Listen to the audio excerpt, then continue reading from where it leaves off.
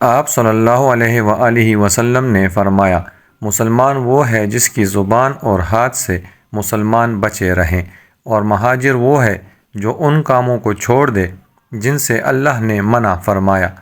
ابو عبداللہ امام بخاری رحمۃ اللہ علیہ نے فرمایا، اور ابو معاویہ نے کہ ہم کو حدیث بیان کی داؤد بن ابی ہند نے، انہوں نے روایت کی عامر شعبی سے، انہوں نے کہا کہ میں نے سنا عبداللہ بن عمرو بن عاص رضی اللہ عنہ سے، وہ حدیث بیان کرتے ہیں جناب نبی کریم صلی اللہ علیہ وآلہ وسلم سے وہی مذکورہ حدیث، اور کہا کہ عبدالاعلیٰ نے روایت کیا داؤد سے، انہوں نے عامر سے، انہوں نے عبداللہ بن عمرو بن عاص رضی اللہ عنہ سے، اور انہوں نے نبی صلی اللہ علیہ وآلہ وسلم سے۔ صحیح بخاری حدیث نمبر 10۔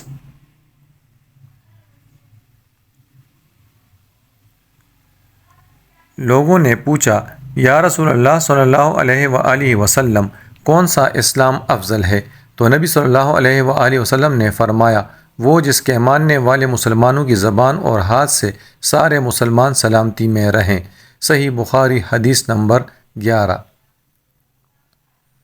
ان حضرت صلی اللہ علیہ وآلہ وسلم نے فرمایا، تم میں سے کوئی شخص ایماندار نہ ہوگا جب تک اپنے بھائی کے لیے وہ نہ چاہے جو اپنے نفس کے لیے چاہتا ہے۔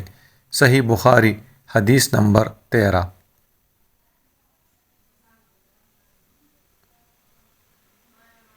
یا اللہ ہمیں ان پر عمل کرنے کی توفیق عطا فرما، آمین یا رب العالمین۔